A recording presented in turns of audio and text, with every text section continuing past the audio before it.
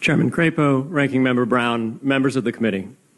Thank you for the opportunity to speak with you today. My name is Peter Van Valkenburg, and I'm the Director of Research at Coin Center, an independent nonprofit focused on the public policy issues affecting cryptocurrency and public blockchain networks.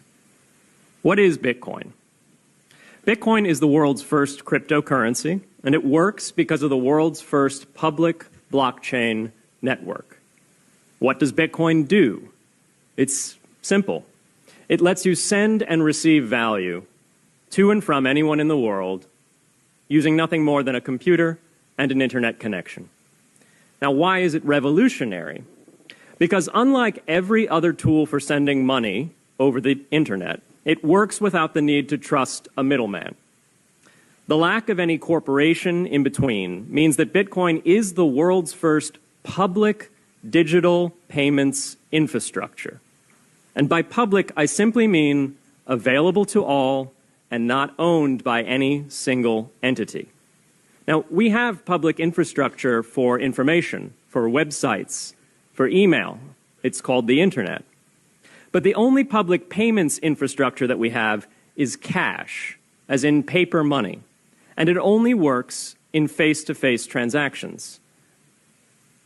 Before Bitcoin, if you wanted to pay someone remotely over the phone or the internet, then you could not use public infrastructure. You would rely on a private bank to open their books and add a ledger entry that debits you and credits the person you're paying. And if you both don't use the same bank, well, then there'll be multiple banks and multiple ledger entries in between.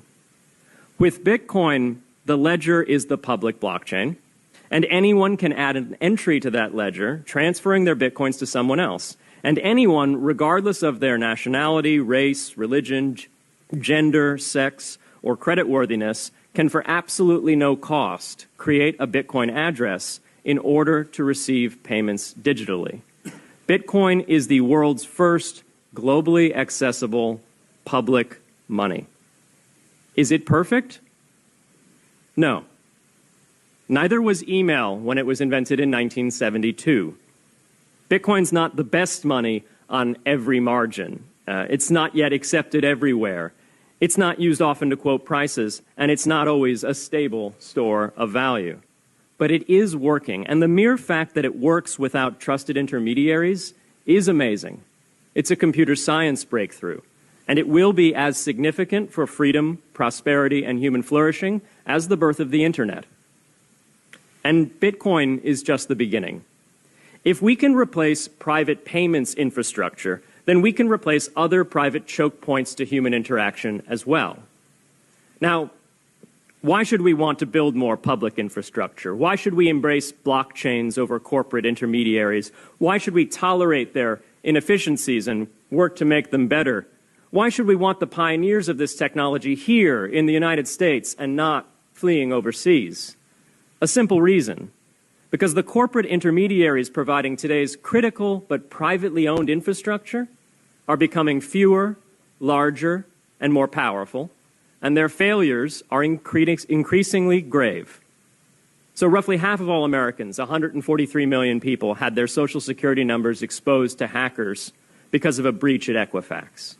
The SWIFT network has relayed hundreds of millions of dollars in fraudulent transactions because of hacked member banks in Bangladesh, Vietnam, Ecuador, and Russia. The FBI suspects now that the largest of these hacks was perpetrated by North Korea. Corrupt, low-level employees at an Indian bank, Punjab National, were able to fraudulently certify SWIFT messages, stealing $1.8 billion. It's the largest electronic bank robbery in history. In fact, it's the largest bank robbery in history. In October 2016, an estimated 1.2 million internet-connected devices were hacked and turned into a botnet that for several hours made prominent websites unavailable across Europe and North America, including CNN and Fox News, the New York Times, and the Wall Street Journal. Increasingly, physical machines are being connected to the internet to augment their capabilities. They're wired through servers that are owned and maintained by private and trusted intermediaries, the so-called Internet of Things. Pacemakers from St. Jude's Hospital have been hacked. Baby monitors from TrendNet have been hacked. And Jeeps from Jeep have been hacked to the point where they can be remotely commandeered and driven off the road. Now, those vulnerabilities are inescapable in systems that have single points of failure. It doesn't matter if the point of failure is a corporation or if it's a government. There shouldn't be a single point of failure. Similar choke points existed before the internet. If you wanted to deliver a message, you'd have to go through one of 3 television broadcasters or a handful of newspapers. Private corporations are essential, but no critical infrastructure should rely on 1 or 2. The internet removed single points of failure in communications infrastructure and ushered in a wave of competition among new media corporations building on top of its public rails. Blockchains can similarly disintermediate critical payments and IoT infrastructure. The technology is not yet ready to answer all of those questions today, but it is our best hope.